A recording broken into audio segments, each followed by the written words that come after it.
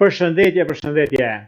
Ja ku erdhëm në fund të muajit, fundit e muajit, data 31. Data 31 maj e 2025.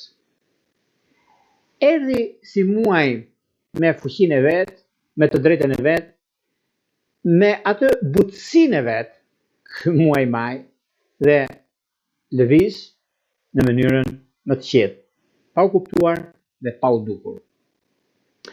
Si muaj, nëse do nxjerrim disa konkluzione nga muaji maj, ka pasur dy gjëra kryesore. Ka pasur dijen dhe rrugën që na ka treguar ku nga do kalojmë, shtigjet nga janë.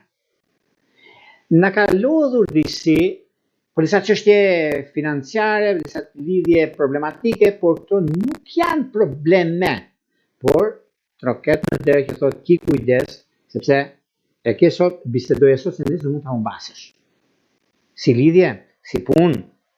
Dhe pra nuk të lë hapësirë, nuk na ka lënë hapësirën për shkakun që neve të bëjmë atë që duam.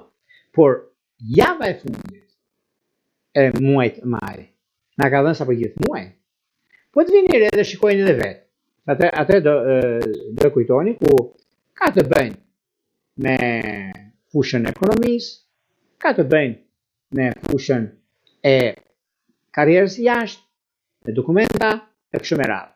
Pra të gjitha këto na bëjnë që neve të futemi dhe ditë e diellit, të datës 1 qershor, por një nga mundësitë më të arta, një nga mundësitë më pozitive, më idealet, është momenti shumë pozitiv, është momenti më i mirë i mundshëm i qenë ndonjëherë në ekonominë dhe stabilizimin e saj, është qenë më i miri në karrierë, sepse lidhet shumë me karrierën, por njëkohësisht me ndryshimet e mëdha që vijnë.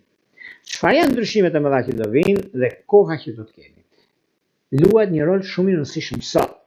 Do thonë juve po mirë, ditë shtune, po ditë shtune. Sepse gjithmonë të shtunën është ditë e Saturnit, ku kanetët na dëgjojnë. Dhe jo vetëm kaq, keni disa mundësi në zgjidhje të çdo lloji problematike që mund të keni pasur. E para është në ndryshim pune, mund ta keni nuk e diskutoj sepse nuk vjen ndryshim puna juaj, por është momenti më i mirë tani sepse edhe kohën, edhe momentin që ju e keni është në anën tuaj pozicionimi i planeteve, sepse zgjidhjet dhe konfliktet që keni pasur dikur janë të zgjidhura tani.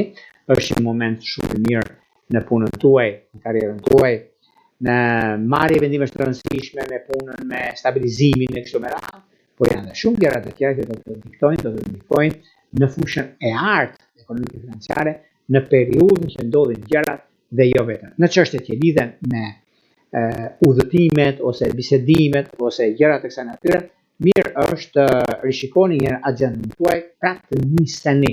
Mos u nisni pa qenë të sigurt për një gjë që mund të ketë dhe ndryshime gjatë rrugës. Edhe në fushat të tjera, ka një datë përcaktuese që është në favorin tuaj ose diçka që është në anën tuaj, është momenti më i mirë i mundshëm për të zgjidhur gjërat. Nuk ka kuptim në këtë drejtim. Tani, para se të fillojmë me parashkimin e dy më shenjave